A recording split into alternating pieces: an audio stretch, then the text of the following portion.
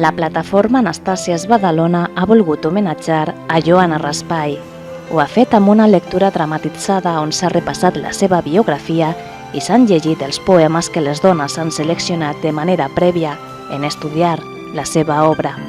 Hem fet tot un estudi d'ella, en quan hem llegit moltíssims poemes. Uns ens agradaven, els deixàvem en un cantó, altres no. Després ho hem fet per blogs dedicats a biblioteques i llibres, blogs infantils.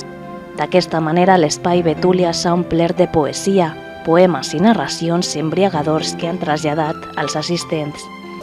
Tot fent tornassol. Si la més bonica proves d'agafar, se't fon a la mà i et quedes en dubte de si l'has bufat o si l'has somiat. La mateixa rem em sento sostinguda, amb la mateixa saba hi trobo l'infinit.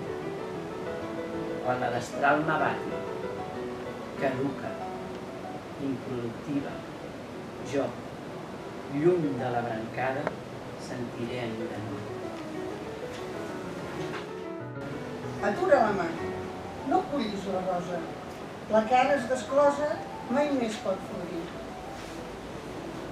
El mar se'n va tan lluny, mai no s'arriba al lloc on es barreja amb el cel blau.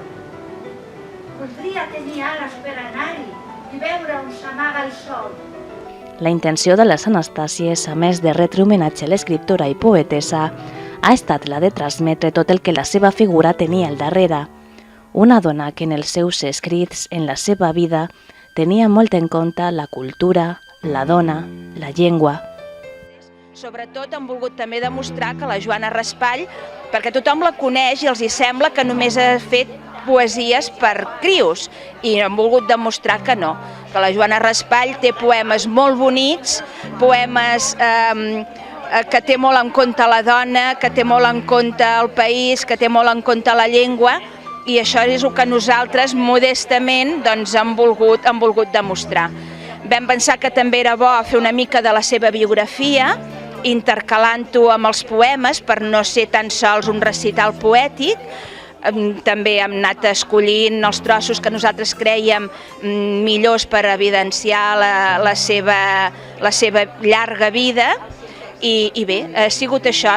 Les Anastàsies han volgut retre un homenatge modest a la Joana Raspall. Diverses són les seves creacions en el camp de la narrativa, de la novel·la, el teatre i la lingüística, així com les seves col·laboracions en articles de premsa i llibres diversos. Veig muntanyes de joguines, totes noves i volgudes, cotxes, nines, pilotes de tots colors, dolces bestioles peludes. Ai, que no hi ha metge que pugui curar-me. Sospira la pobra. Ara què faré? No ploris, amiga, li diu una rosa, la més bella i fresca de tot el jardí. Mor a Sant Feliu de Llobregat el 4 de desembre del 2013, als 100 anys. La Joana se'n va anar discretament, tal com va viure, però com les Anastàsies, són moltes i molts els lectors i lectores que mantenen viu el seu llegat.